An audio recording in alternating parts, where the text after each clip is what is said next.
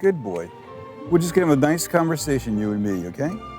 Cats are so special. Her fur is so soft. She's too smart for us. I've never seen a mean cat, ever.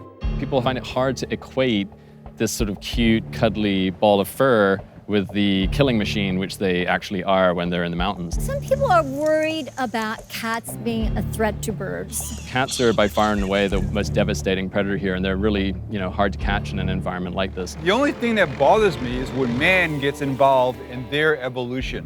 Our job is not to kill cats, it's to save endangered species. The reason there's so many cats is people are not getting their cats spayed and neutered. The problem isn't too many cats, it's cats outside at all.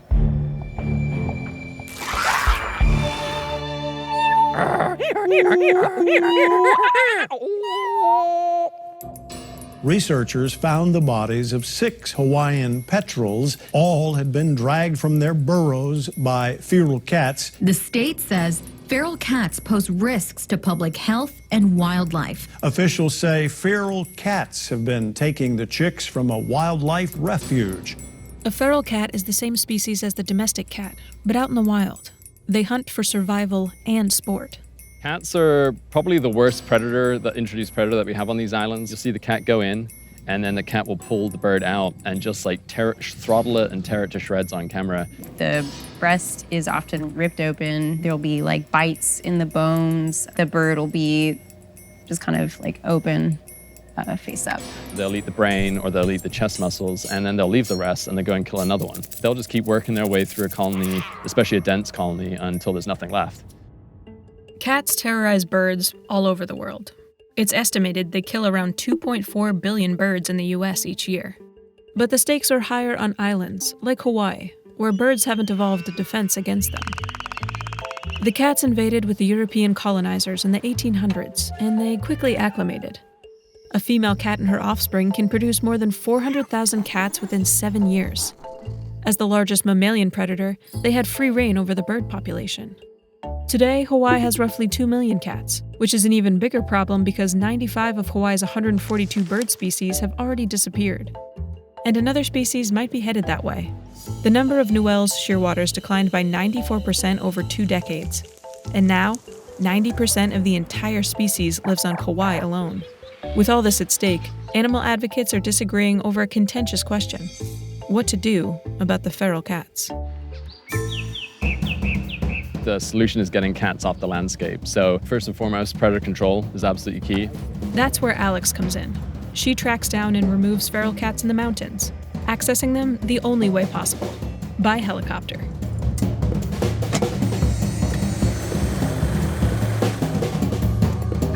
Alex and the trap team will fly out with Andre, the bird expert, and will often spend 4 days hiking across treacherous terrain.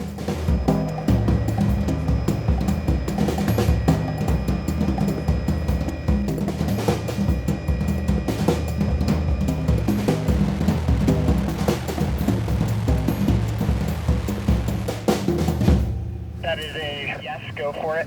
Yep, copy, roger.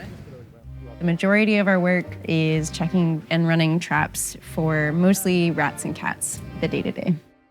Alex, who's a certified sharpshooter, has been trapping cats since 2016 with a predator control company called Halix. And this year, the county gave them $50,000 to fund feral cat control. This is one of our cat trapping stations here at Upper Manoa. I'm just gonna get a little bit of this cotton ball in the lure here. I'm being careful to keep everything really separate. And then I'm actually gonna put this right under the trap cover on top of the trap. So the idea being that in order to get a good smell of this lure, the animal's gonna have to stand on the pan and lift up, which detracts its attention away from the trap itself, focuses it on this right here, and forces it to step on the pan. It's a beautiful trick. The mechanism doesn't really matter. If you understand trapping and how you need to think like the animal, and so in that kind of artistic sense, but then also biologically understand what you're doing. Trapping is both a science and an art. Hopefully, any cat that passes through this area trying to enter the seabird colony will be encouraged to interact with this trap and be captured before it gets to the newels. Once a cat falls for the trap, Perfect. Alex euthanizes them according to American veterinary guidelines. What does make it easier is knowing that we are euthanizing them humanely and quickly and ending their short, really hard lives and saving birds in the process. To see the condition of some of these animals deal with, facing a life outside, they're just full of parasites, whether that's fleas or ticks, mange, missing patches of fur, visible wounds, missing eyes, cataracts, heartworm, tapeworms, and stomach worms. While Alex sets the traps for the cats, Andre checks the seabird burrows along cliffs and interprets bird songs to assess the population.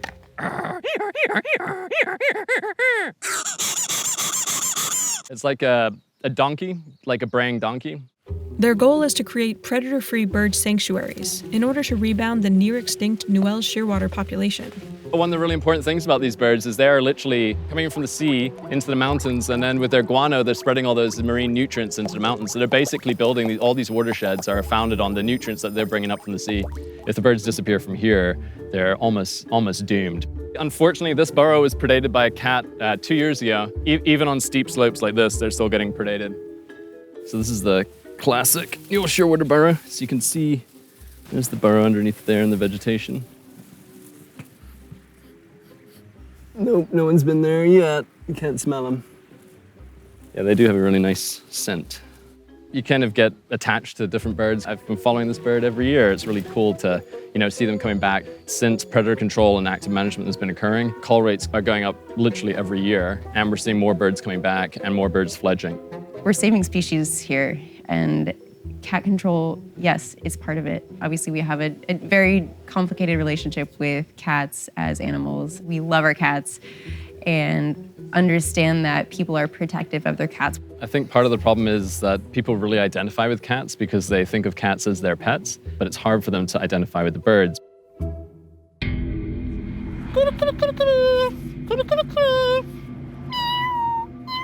Did any of you guys come out yet?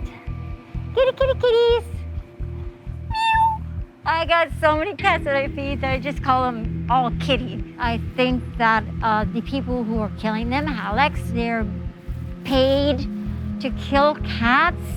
I don't know how they can look in the mirror or sleep at night. That's murder. That's out and out murder.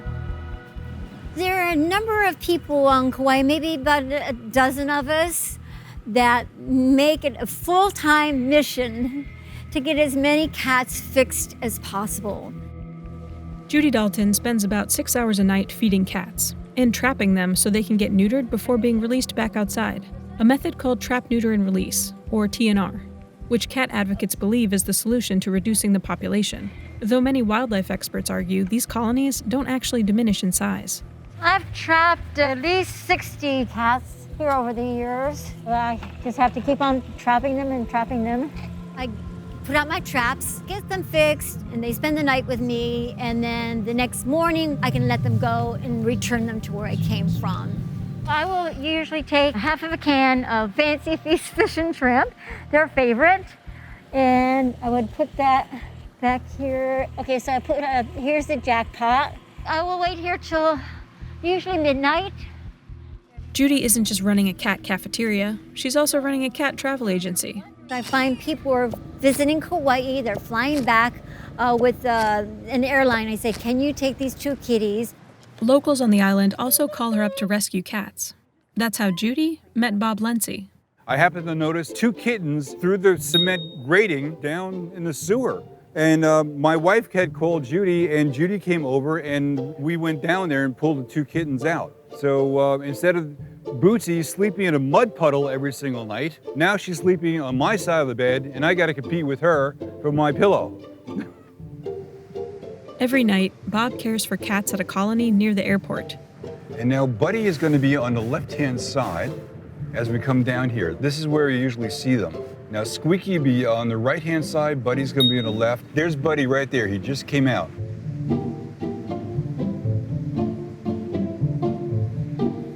Buddy, buddy, buddy.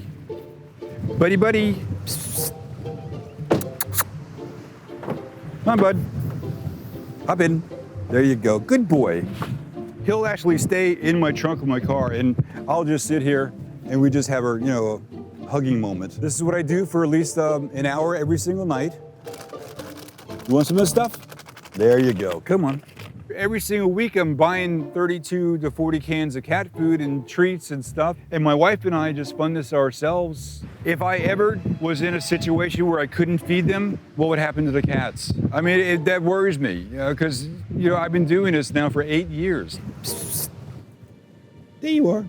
I feel like a dummy standing here with an umbrella, and Buddy is in my trunk, and I'm standing here with an umbrella, and people are driving by going, but, I do what I do because I love it. I do have a special place for the birds, and I got a special place for the cats. Some of the cat advocates' beliefs about cat behavior are based on their own observations.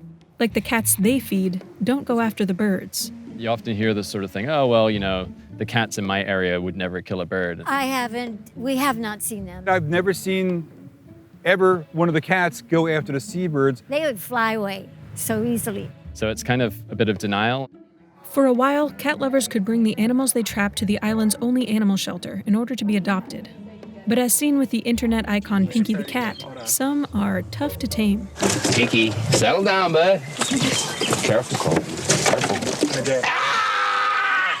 Feral cats do not do well in shelter environments. They decline really rapidly. Sheltering ferals was seen as a form of predator control, but recently the shelter enforced its new policy: no ferals. So we don't offer that anymore. It's not in our philosophy. We would gladly take feral cats in if we could offer them another option, a positive option, but we just don't have that currently. What the Humane Society does offer is surgery for feral cats that get trapped and then released. There is no way for us in a short period of time to remove every single cat from Kauai. So we might as well focus on what we can do and what there is funding to do and resources to do. And as a humane procedure is to really push spaying and neutering. We would love for the bird populations on Hawaii to be 100 times better than what they are right now. But that in itself is a long-term process. There was a bill that the city council was trying to pass to eradicate all the cats by 2025. I urge this committee and council to promulgate an ordinance that addresses the impacts and offers real solutions for the management of these feral cats with the ultimate goal of no cats on the landscape by 2025. Their lives should be spared. There's no question of doubt about it. I think the eradication of the feral cats in the total population is a horrible thing to do. My bit was, if you eradicate the cats, you're going to change the balance of nature. But remember, the European colonizers disrupted nature's balance when they brought cats here to begin with. Maka'ala Ka'aumoana, a Hawaiian kapuna or elder, spoke at the hearing in support of the bill. She says the loss of these birds would have a direct impact on Hawaiian communities and their culture. So the birds played a very, very important role. If you look at the Hawaiian history, those were the feathers that created all of the markings of our rulers, of our ali'i. Culturally, they are a partner. They are a brother. In the Hawaiian culture, we work together with the earth. And when something is out of balance, it takes both the earth and us to rebalance it, to correct it. These seabirds that the cats are killing guide the fishermen. This isn't a discussion that we should be having about whether the cat can be controlled. The cat does not belong here, period, at all.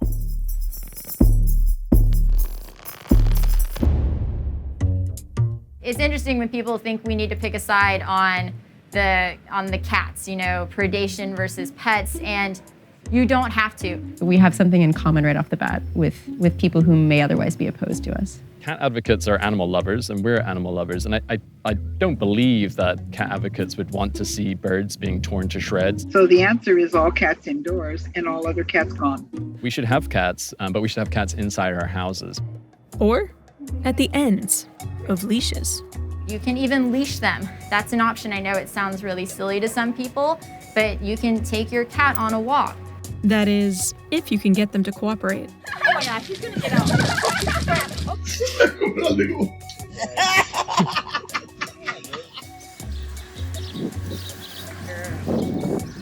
We can actually walk down the sidewalk to the street corner with her and back, and we can take her to the park and walk around the park. And she thinks she can fight dogs.